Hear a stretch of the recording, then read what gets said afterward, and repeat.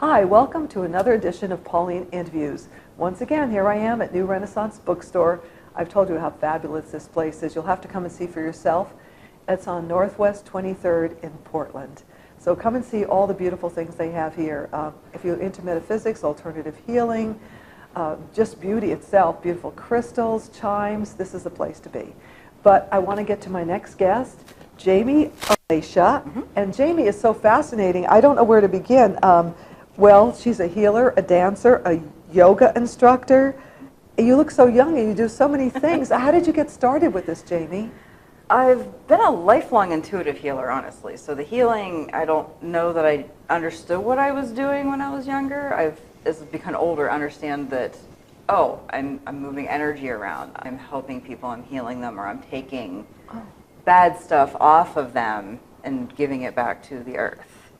So with that, it's just something I think I always did but never really understood, because it's not something that you discuss with people. Like, hey, how was your energy today when you're an 8-year-old? Okay, I was going to ask you, answer my question. You were 8 years old, and how did this manifest? I mean, could you give us an example?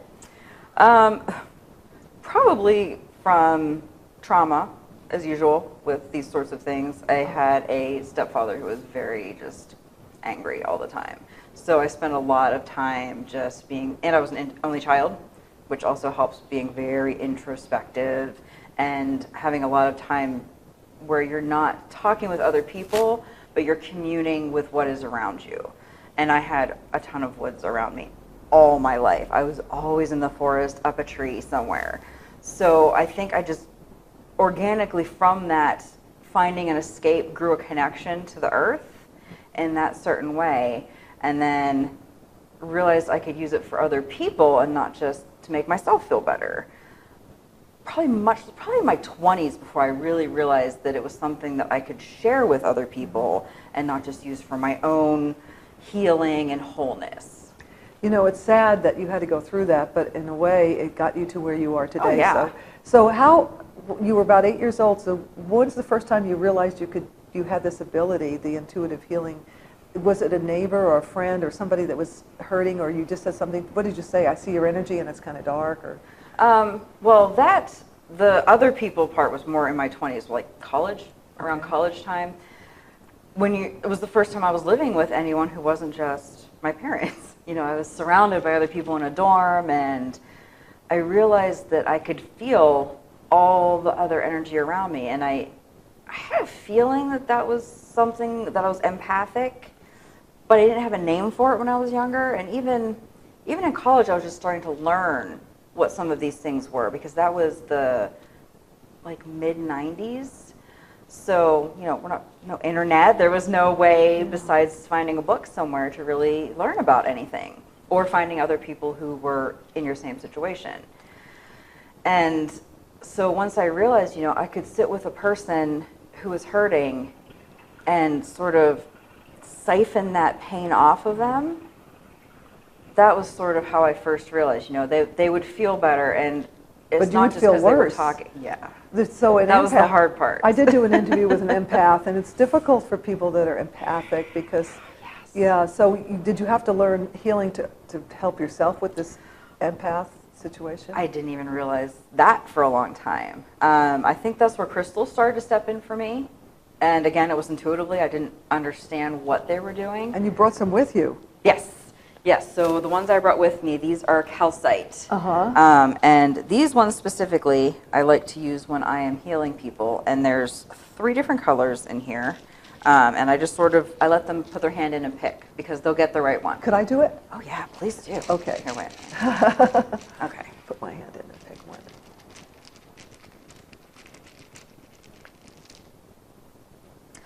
That is so funny, another red. Okay, so there's not that many red in here. And the last 4 times people have picked, they picked out red, which I find, so no, you can have that. Oh, which I find you. incredibly interesting, because red is the color for your root chakra. It is very grounding. Is that because I'm carrying my grounding box today? Might be, yes. And I like calcite because it's physically absorbent, but it's also spiritually absorbent. What I do with all of these before I let anyone use them is I make sure they're cleansed. Usually I use a sage spray or smoke and moonlight. 2 fantastic ways to cleanse stones. Moonlight, you take them outside, and does it have to be I have a full moon? windowsill.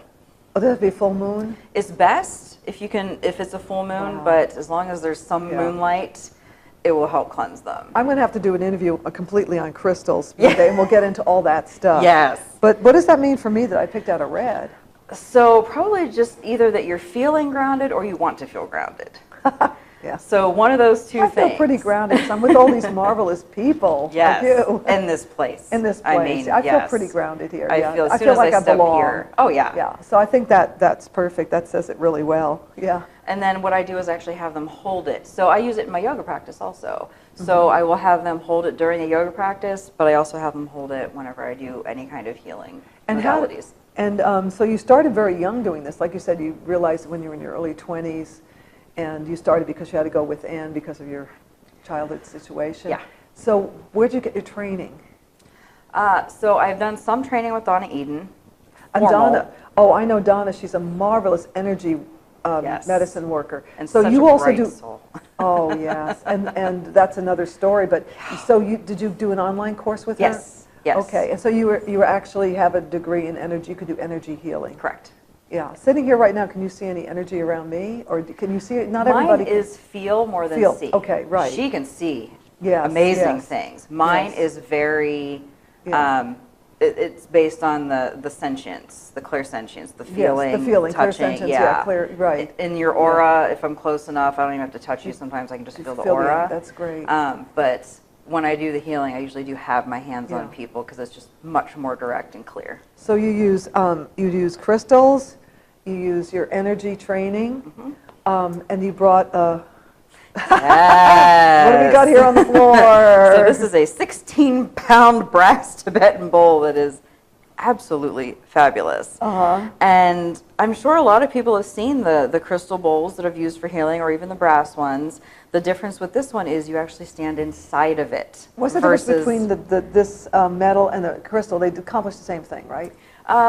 Essentially, except for the crystals have different properties. Just like real crystals, Oh. if you have a bowl made of crystal, then that's going to have the properties of that crystal in it, along with the vibration and the sound healing that you get from the bowl. So it's just a little bit different in that way. You get it's a little added layer. Because I have a carnelian, a smoky quartz, and a Arizona red rock bowl at home. So they those ones really have personalities too, I have to tell you. Like How this one is so? fantastic. Oh my gosh, the Arizona red rock is, I call it a yappy puppy because it's really hyper.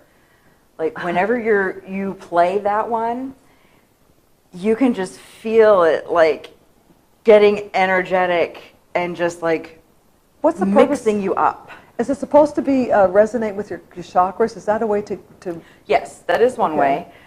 But sometimes it really is just the cellular level. Oh, really? You know, it's vibrating because we're made up so much of fluid that it's Fluid and literally energy. vibrating Yeah. the fluids Yeah. inside of us, and it's vibrating in the energy aura around us. So it's sound waves moving in different ways against us. Can you explain that by demonstrating, or is that difficult? Oh yeah. Okay. No. So with this one, you actually stand inside of it. So the way I typically use this in healing is I'll have the person stand inside, and then I will hit all 4 corners. So I'll hit it once so you can get a good Sound. idea what this sounds like. Ooh, I can feel the vibration. Oh yeah, that's cool.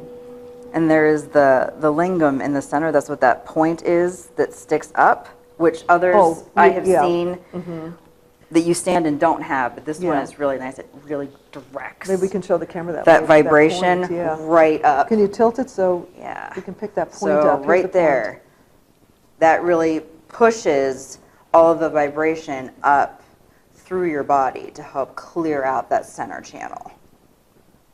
The center channel. What do you mean by the center?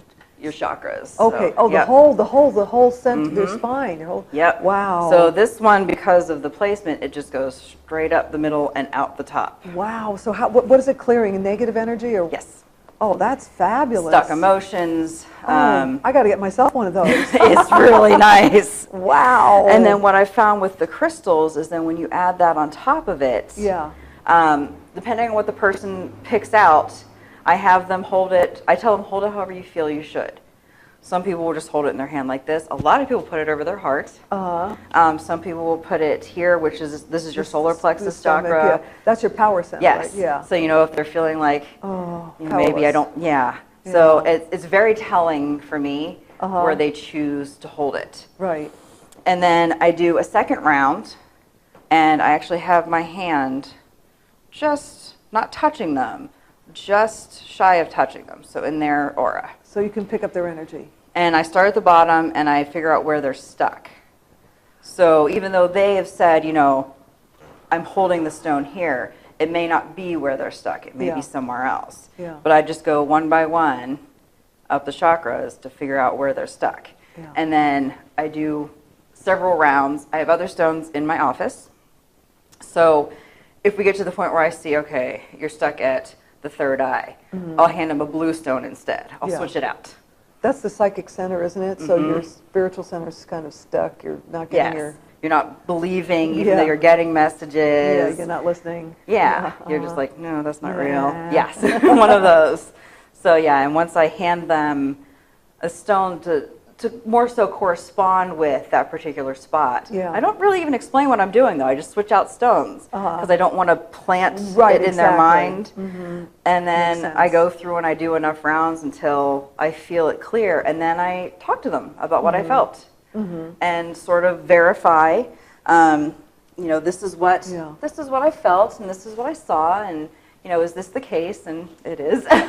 Well, I'm curious, though, because you can still clear a person without them standing in the bowl, right? Oh, yes. Does this work faster? I think it's a nice gateway for people who don't understand just touch healing.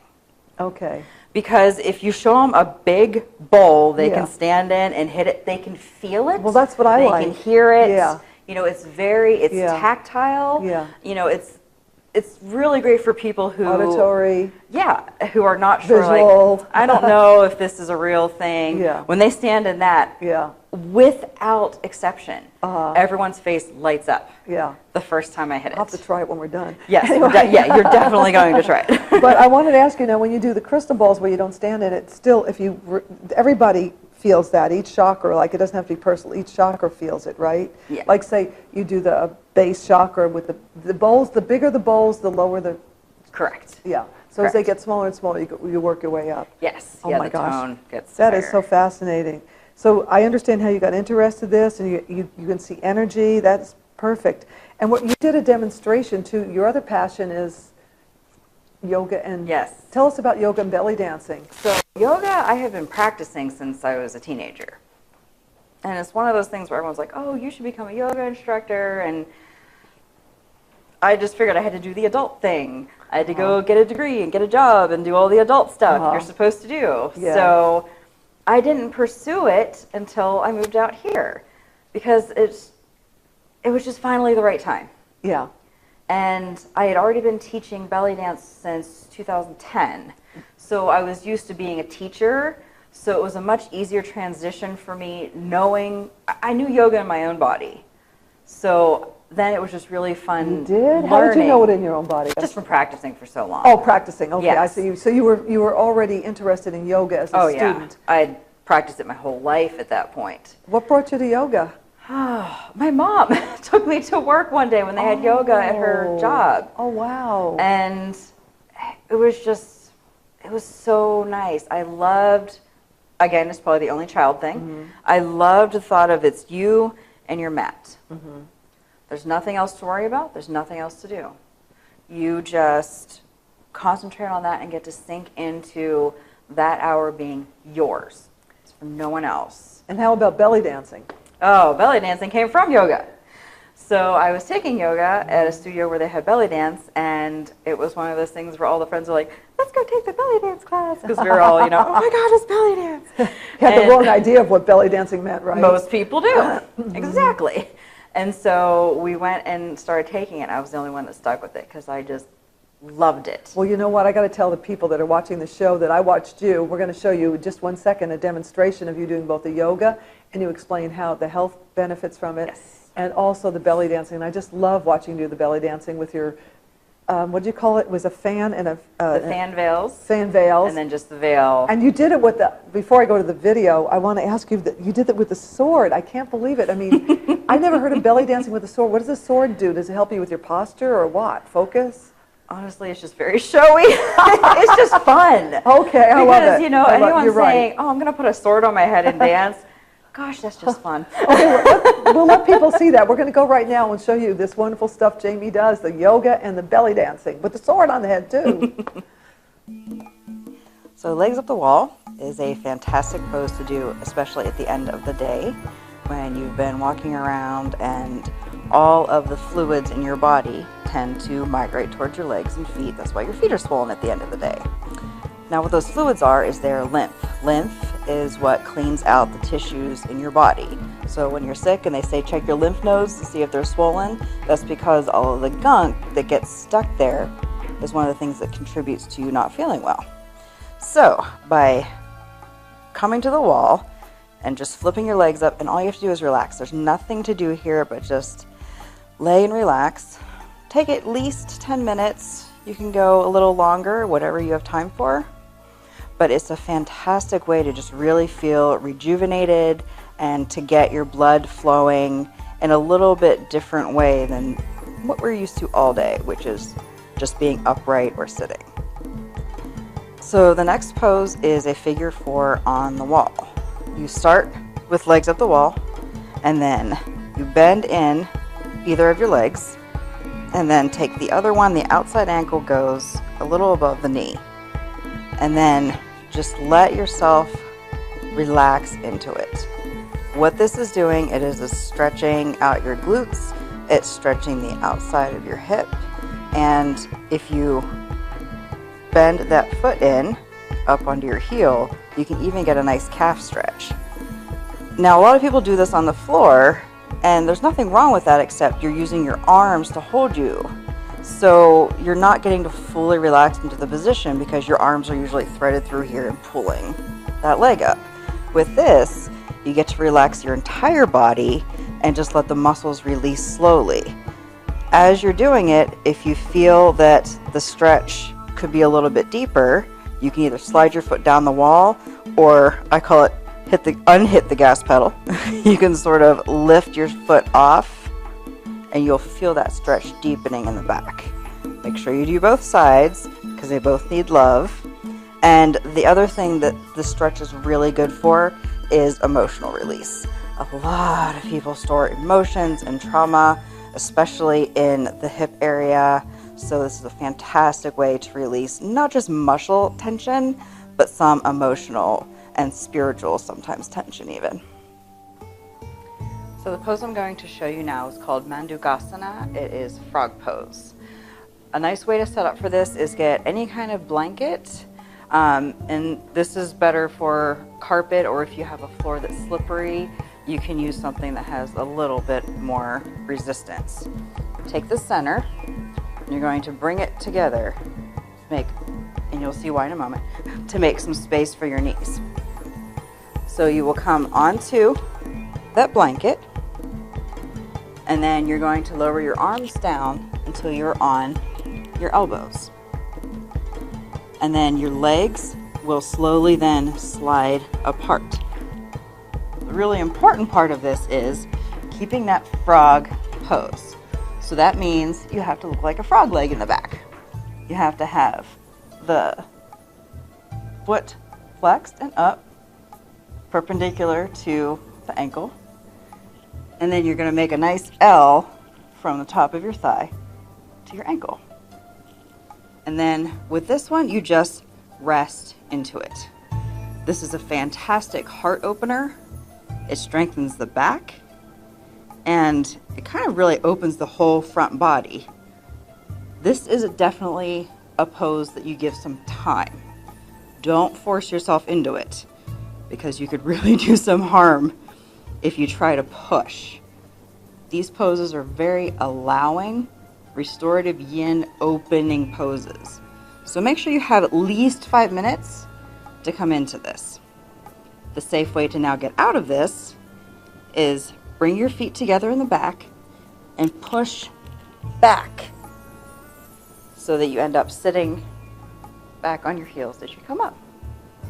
That is frog pose. So these are one of my favorite props. These are fan veils. And they're just fun to play with, quite frankly. You can make beautiful frames with them. You can fan them through the air and just do really beautiful, expressive movements with them. And if you take classes with me, I promise you will get to play with these at some point because they really are my favorite prop. So these are fan veils, called so because they are a combination of a fan and a veil. And the thing I like is you don't just have to use them open, you can use them closed, which I really enjoyed because I thought of all that ribbon dancing that I got to see on the Olympics when I was a kid. I always wanted to do that. So they're really beautiful and really versatile, and they just allow you to make gorgeous, fun movements. So those are the best. So this is a silk veil. There are many, many different fabrics you can use. These ones are very fun because as you can see, they float. So with a veil, it becomes your dance partner. Whatever you do, you have to sort of consult your veil first because it will fight you if it does not want to do the dance move that you are doing. So you are very much partners with your veil. And as long as you treat it with love, it will become a beautiful dance partner for you. So this is one of the other props you can use in belly dancing. It is a sword, as you can see.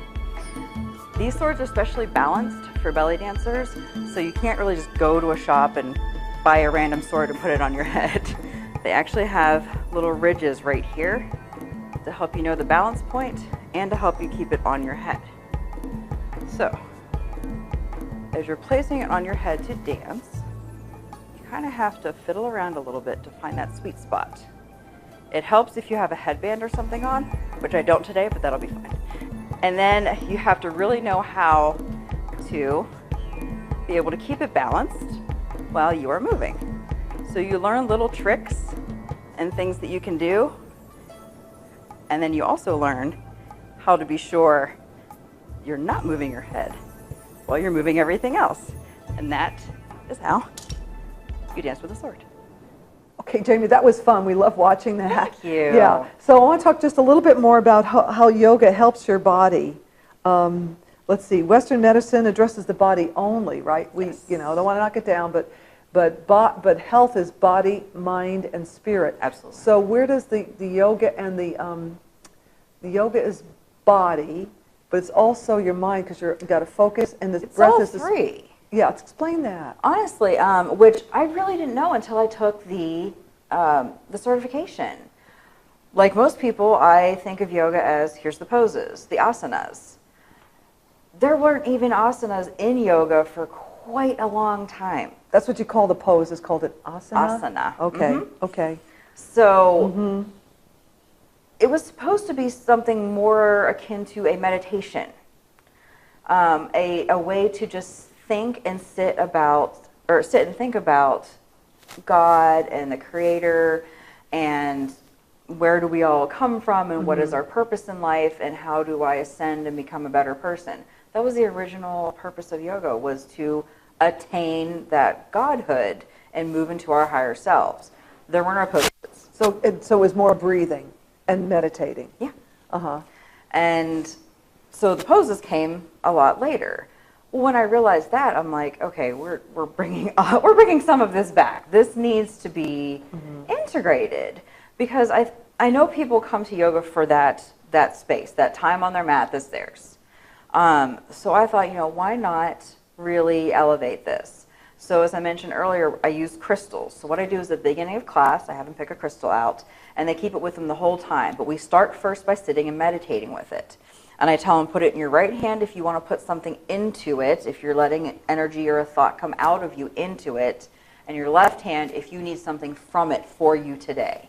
Whichever you need, put it in that hand, and then we sit and we do an opening meditation. What's an opening meditation? I just talk them through, welcome to your mat, make sure you are nice and grounded into the floor, sit nice and tall, and then we'll do some breathing together, and I have them set an intention. So either for themselves or for others, whatever they choose that day. And then during the entire practice, I remind them, think about your intention again. And I usually do yin or restorative, which means you hold poses for 5 to 10 minutes, so it's not a flow so much like you see in other minutes. It's very opening. I use a lot of props. It's opening your energy field by holding it that long. It opens your energy fields Actually, better? That's what's really good for opening all of the deep tissues. Okay. Because when we stretch, that's great. It opens our muscles, but then we have the fascia that is on the outside and holds our entire skeleton together. Well, that doesn't get stretched very often, and it does not get stretched quickly. So you have to give it 5 or 10 minutes to just keep sinking and sinking and sinking, and it needs to be supportive. It can't be something where you're using your muscles to hold it in that position. You have to just let go. Breathe into it? And just release. Wow. It's all about releasing. Wow. And so in those poses, I'll have them grab their crystal again and keep reaffirming that intention. And we just keep, I like to talk the whole time, just tell them little things, think about this part of your body, think about this. And it's a really nice experience. And then we do a nice long shavasana at the end. A nice long what? Shavasana. So that's where you just lay on your back. Sounds pretty. And get to take a little mini nap, which I also like to incorporate. I don't know if you've heard of Yoga Nidra. No. It is specifically for getting you a little bit deeper during a shavasana and letting you relax further. It takes a little bit longer, so I start the shavasana portion earlier. If change your brain. Does it change your brain waves? Do you go from Yeah. So that's a great way to connect with spirit too. Yes. Exactly. The biggest challenge is people not falling asleep because it's really relaxing. Before you know it, they're in delta and gamma. Yes. They're having rapid eye movements. Because how it starts is you walk them through their body. Think about your pinky on your right hand, your ring, and you go through each part of your body. So that takes at least 10 minutes just for the body parts, and then you can take them through a visualization. And there's a couple nice ones. A really nice general one is you're walking through the woods, you find maybe a box, you open the box. What is in the box? Is it something you need to leave behind? Do you need to put something in the box, or do you need something out of the box? Then you close the box and you come back and you get talked back out of it. So it's not, hypnosis, but it's a much deeper state than just laying there and thinking about everything. You don't want to think about it. That's the goal, is to get it out of your head. Yeah. This sounds like a wonderful stress reduction exercise. And most disease and illness is caused through stress. Absolutely. So it would behoove people to start doing some of this body work. Absolutely. You'd call this body work, wouldn't you? You'd call it body work? I call my belly dance and yoga empowered movement. Empowered movement, I love it. That is great. Because it's, you're doing something for yourself, and it's so empowering. Yeah. So how can, you have classes, I know. You do, can you explain when your classes are? You do. Yes. So I have belly dance classes every Thursday night at 6 p.m. And I'm trying to find a couple places to do yoga, including at the location that I'm at now in downtown Hillsborough. Downtown Hillsborough. Was it the Crystal Bookstore where you do them? Crystal Heart Boutique. Crystal Heart Boutique. The bookstore. And then 4 doors down is the boutique. Boutique, Crystal Heart Boutique. Yes, there's one in Beaverton too. Oh yeah, I went there. Yeah, Norman Baldwin, I believe, owns it, and he's a great guy. I interviewed him. Oh, he's fantastic. I interviewed him years ago on auras. Oh, nice. He was wonderful. He uses the cameras. Yes. So you teach yoga, you teach belly dancing, and you take clients in to help them. Obviously, you also do crystal healing and energy. Yes. How do they get in touch with you? You do like energy work when you do the Donna Eden. Oh, Barbara. Donna Eden energy work. Is it something different? Do you just do that separately, or do you incorporate everything? Hers I incorporate because it aligned really well with what I was doing intuitively. I'm also Reiki certified. I'm just level 2 at the moment, but I'm going to continue with that. I'm a level 2. Yeah, so I'm not doing it's so interesting. Yeah. And I really want to learn different ways to help people tune into their own energy, help heal themselves. And, Reiki is more passive because you're not in control. You're just letting the universal life force move through you. I never thought of it that way. Yeah. So what I do is not passive at all. It's kind of tiring sometimes, actually. I love watching you do it, though. Thank you. But yeah, I actually draw energy from the earth and then put it in through the person, almost like cleansing them, and then I draw what's not needed out, and I give it back to the earth because she can cleanse it. But you got rid of the empathic.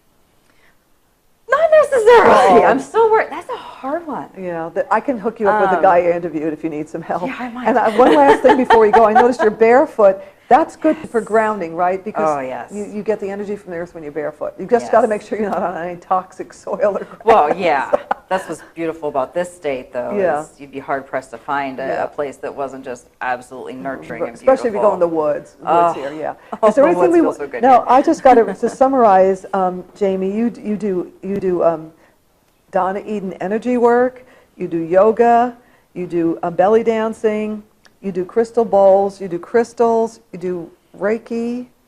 I actually have elemental wands I use. I didn't bring those along today because I had so many things now, with me. What do you do with the wands? The wands, they do different things depending on each person, honestly. I have 3 of them. You don't do rapid eye? No. No, okay. No, these ones I just run parallel. So if this was the wand, I run it like parallel to the body. So I don't point at people. It's not like magic wand that way. Yeah. This I just sort of, it almost like it's pulling stuff off of people. Are they special wands or is any kind? They were actually created on sacred land in Arizona at the foot of the White Tank Mountains by this sacred lady. Indian? What's a sacred land? It's been blessed. She is not the owner, but she does have friends who are healers and shamans, and they have all come and blessed the land for her. You just love it. You do so much, and we thank you so much for being here. We just love. I'm sure people will enjoy this and get a lot out of you. And we'll have all the information is in the show, so they'll be able to contact you. And appreciate your time and your energy, and your passion. Oh, thank you. Okay. And thank you, folks, for watching another edition of Pauline Interviews. Fan them through the air and just do really beautiful, expressive movements with them. And if you take classes with me, I promise you will get to play with these at some point because they really are my favorite prop. So these are fan veils, called so because they are a combination of a fan and a veil. And the thing I like is you don't just have to use them open, you can use them closed, which I really enjoyed because I thought about that ribbon dancing that I got to see on the Olympics when I was a kid. I always wanted to do that. So they're really beautiful and really versatile, and they just allow you to make gorgeous, fun movements. So those